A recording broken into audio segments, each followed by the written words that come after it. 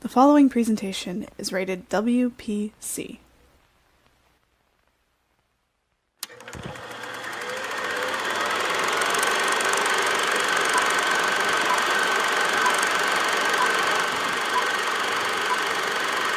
My name is William Patrick. Welcome to Filmbuff. Welcome to Filmbuff. The following presentation is rated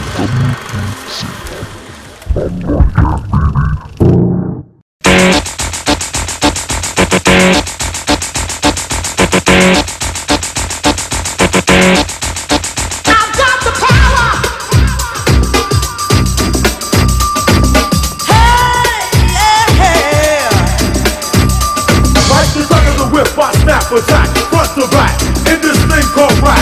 Thinking like a shovel, rhyme double on the heavenly level. Bang the bass, turn up the treble. Blast on mine day and night all the time. 714, flies the line. Maniac, radiac, winning the game. I'm the lyrical Jesse James.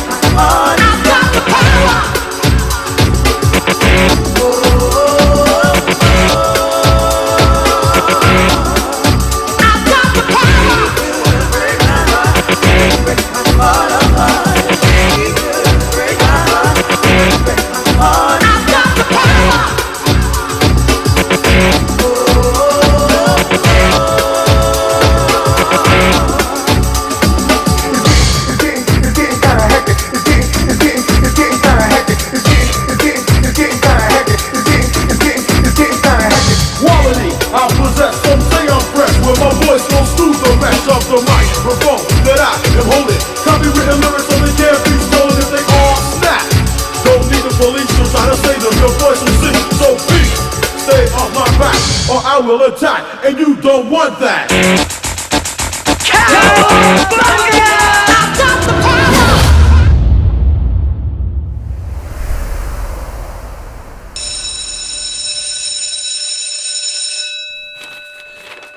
All right. Next on the list is pitch meeting from Kevin at 3 o'clock. Oh, you remember Kevin, right? You remember Kevin. You remember Hey, Kevin. guys. Yes. This ought to be fast. Hey, Ron, how you doing? How the kids? I'm gay and it's the 80s, Kevin. I'm not married. Hello, Kevin.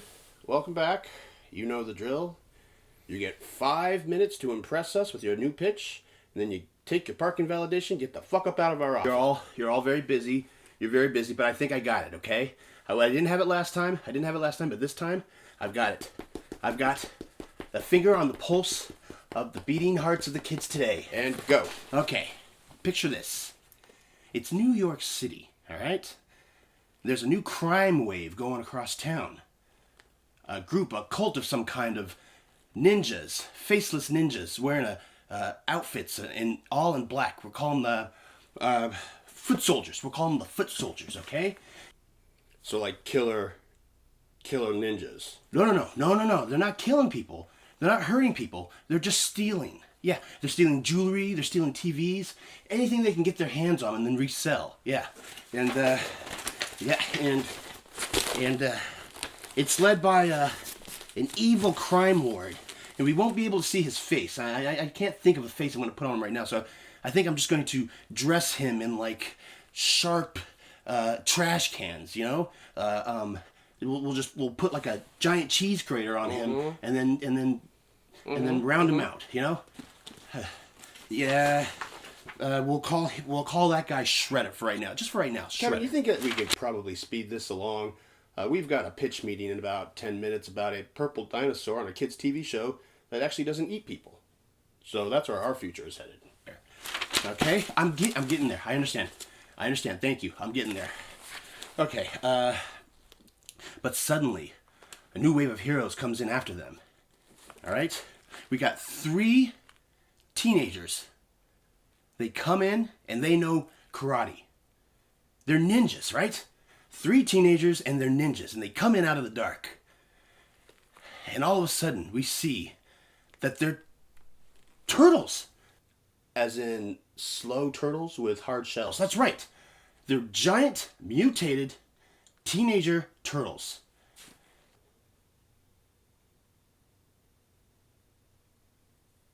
Go on. And we're going to have 3 of them fighting. You know what? Let's do 4. I like that number better, huh? What do you guys think? 4? Yeah, we'll do 4. Okay. Yeah. And they all have separate weapons. They've got, one of them's got a giant stick, and the other one's got a sword. And they will all be defined and separated and characterized by colors. So one of them will be blue. The guy with the sword will be blue, and then we'll have the guy with the tree trunk. I don't know, purple. Okay. And then we'll have this angry guy. We'll have the angry teenager, and he'll be red, just to stand for anger. And then I don't know. We'll give the 4th guy nunchucks. Yeah, nunchucks.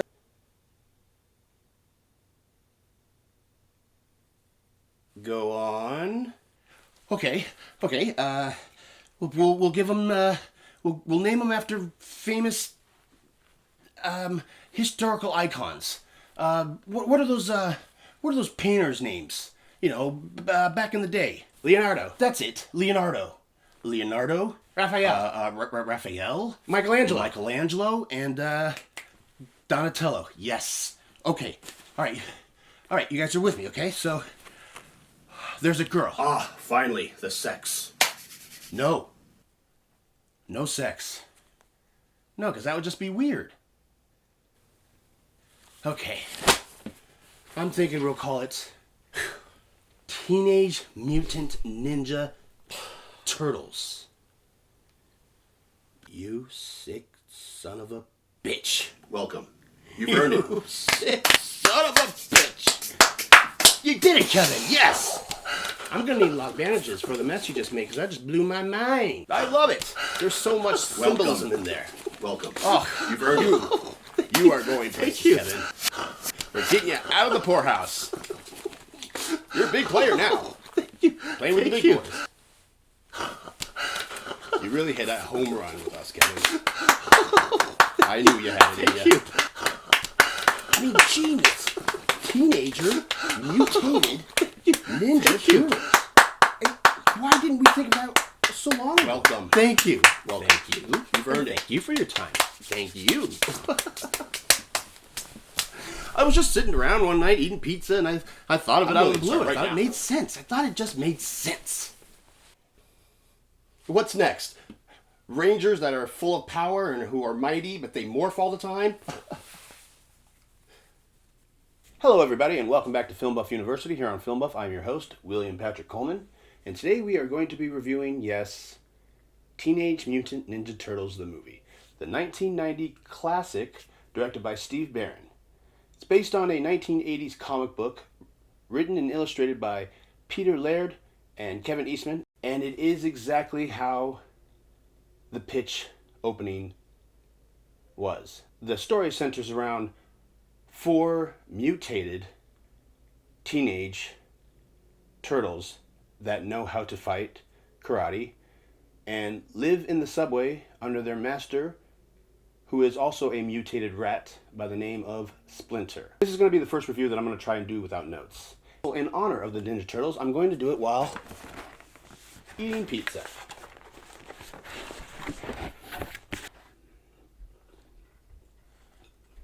This episode of Filmbuff University is brought to you by Little Caesar Pizza.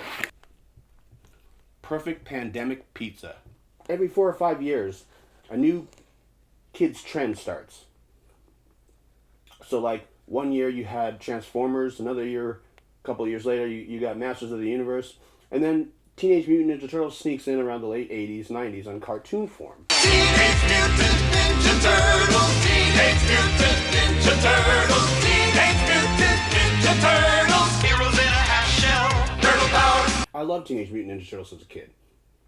I remember being in elementary school and all the kids wanted to play Teenage Mutant Ninja Turtles, and all the kids wanted to pretend like one of their own favorite characters and play fight in the yard.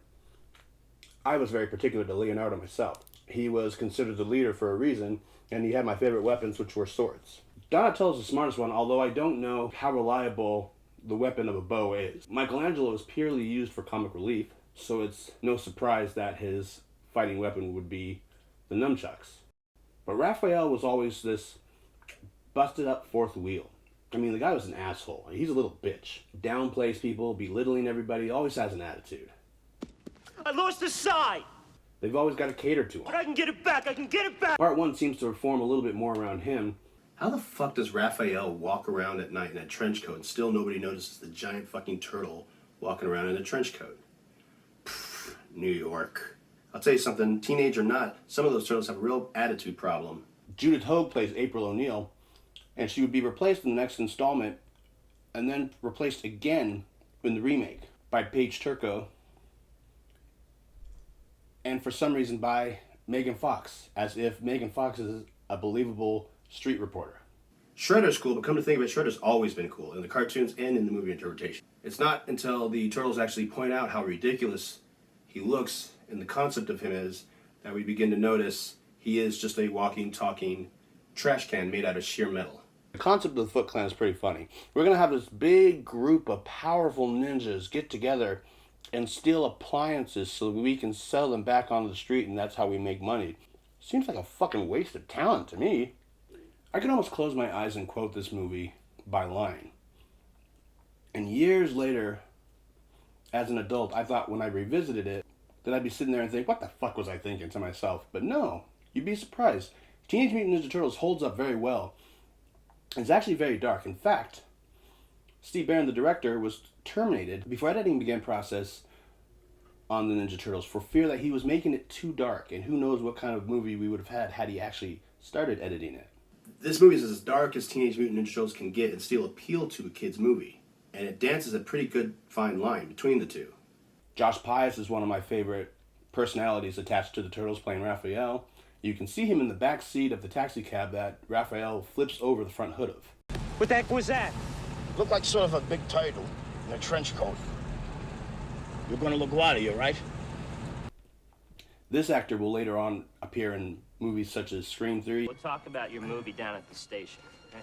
All right, this is the scene where you come with us. Even the recent Joker. Some really good mentions are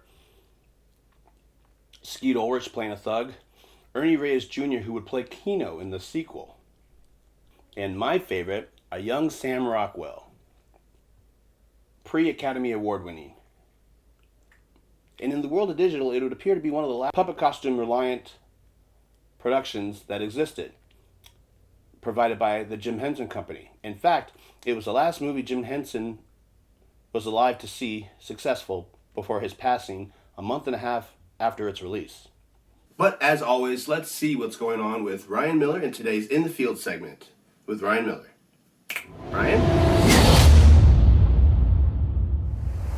Hi, Will. I'm out here in the field, or rather in my house here in beautiful Los Angeles. And today for my In the Field segment, I thought it'd be fun to try a slice of New York style pizza in honor of the Teenage Mutant Ninja Turtles who love pizza so much. So I went ahead and went to Sbarro Pizza here, probably the finest New York style pizza establishment in the land. And yeah, I'm just gonna give it a taste test and see what this is all about. See what those mutant Ninja Turtles are always raving about. Pizza. They love it. And, you know, I do too. But let's just see how this New York style stuff stacks up. Sbarro. I've heard great things. Here we go. All right.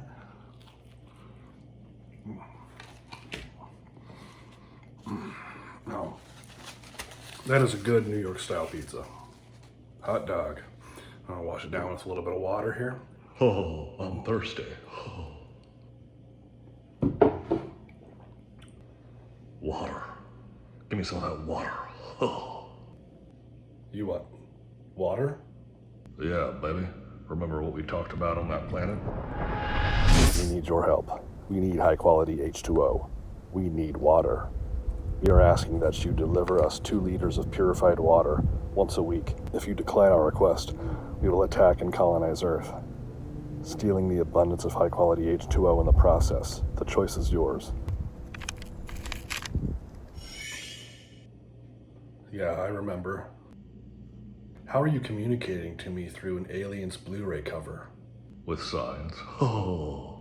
That makes sense. Well, what's it gonna be? Oh. You gonna give me some of that water or not, baby?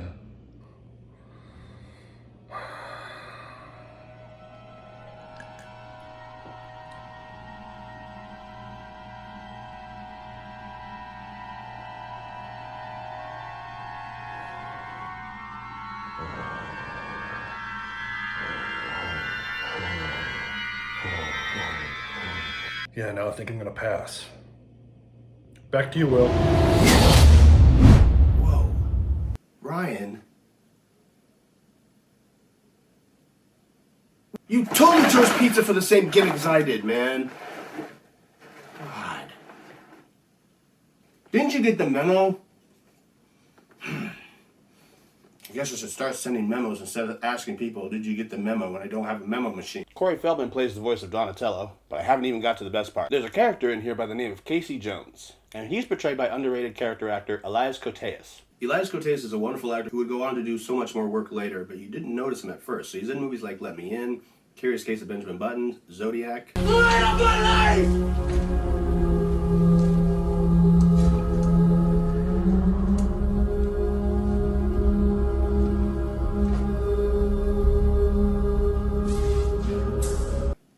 Blends into his characters, but this is his standout as Casey Jones. This is the best Casey Jones ever portrayed.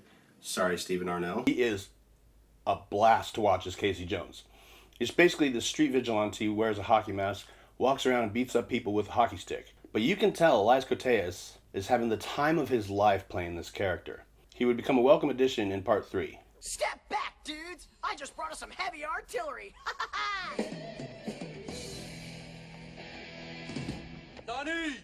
Long time! Leo, how's it going? Hey, Casey! Welcome back! Hey, Ralph, how'd your brain implant go? Good? What? Funny. Anyway, enough of this, camaraderie. When do we get together and bust some skulls? Whoa, hold it there, Casey. You're not gonna do any head breaking this time. Sorry, guy. Yeah. What was that? You wanna run that by me again? I went as Casey Jones for Halloween once, and it doesn't quite transfer over so well when you're a 10-year-old black kid walking around in jeans and a white t-shirt, a hockey mask, and a hockey stick. I'm really surprised that I still really love these movies as much as I do. I remember loving the soundtrack as a kid, and it was MC Hammer and Partners in Crime. And 9.95. You know when you're introduced to an alien in a movie, and then after a couple of hours you start to feel for the alien because the alien is bonded with the main character, or they have a love for each other. You don't know the alien, you don't know the alien's instincts or what it's capable of or who it's capable of being, but you can relate to their feeling. You can relate to their bond. Same concept with Ninja Turtles. As silly as the concept as it is, even 30 years later, it's still quite lovable and easy to watch and easy to feel for these characters. Mostly because of the relation to each other, to the relation to their father figure, Master Splinter. I'm going to go ahead and give Teenage Mutant Ninja Turtles the movies the Filmbuff University grade of a C+. Time has done the concept no favors, but considering how many interpretations there are of the Ninja Turtles, this one clearly stands out as the best and the most fun to watch. That's all the time we have for today. I'm William Patrick Coleman for Filmbuff University.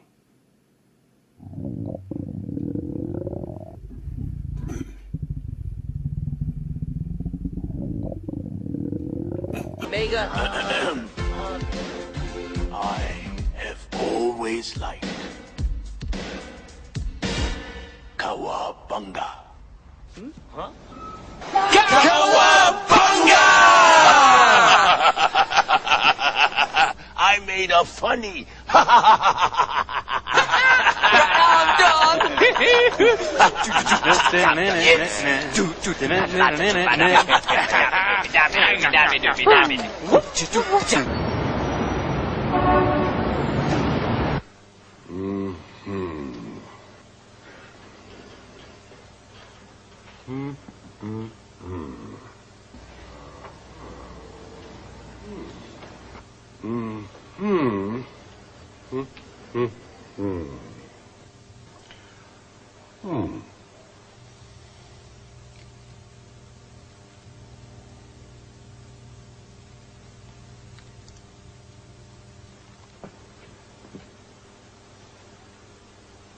These are very interesting, Miss O'Neill. Very interesting. As the basis for a comic book, I think the idea is just too far-fetched.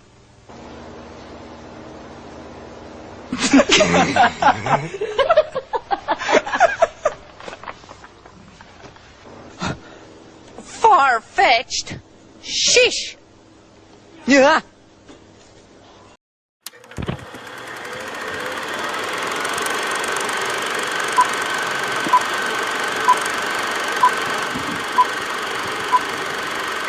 Let's